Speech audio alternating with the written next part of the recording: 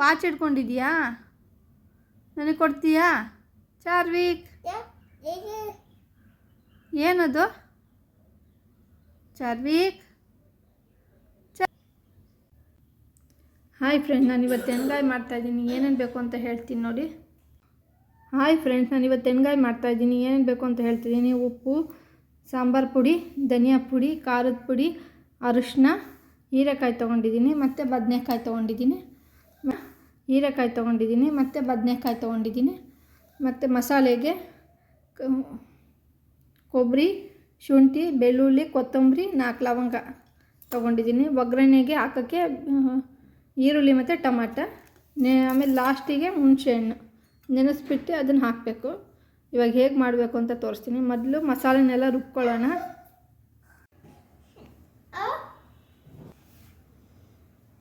ಧನಿಯಾ ಪುಡಿ, ಸಾಂಬಾರು ಪುಡಿ, ಖಾರದ ಪುಡಿ, ಉಪ್ಪು ಹಾಕ್ಕೊಂಡಿದ್ದೀನಿ. ಇವಾಗ ರುಬ್ಕೊಂಡು ಬರ್ತೀನಿ. ಮಸಾಲೆ ರುಬ್ಕೊಂಡ್ಬಂದೆ. ಇವಾಗ ಹೀರೆಕಾಯಿ ಇದರಲ್ಲಿ 4 ಥರ ಕಟ್ ಮಾಡ್ಕೊಂಡಿದ್ದೀನಿ. ಇವಾಗ ಇದರಲ್ಲಿ ಮಸಾಲೆ ಹಾಕ್ಕೊಳ್ಳೋಣ.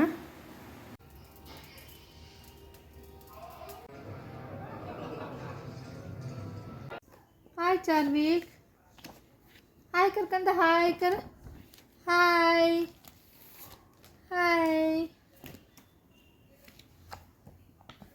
ಸರಿ, 1 2 3 ಹೇಳೋಣ. 1 2 3 ಹೇಳು ಚಾರ್ವಿಕ್.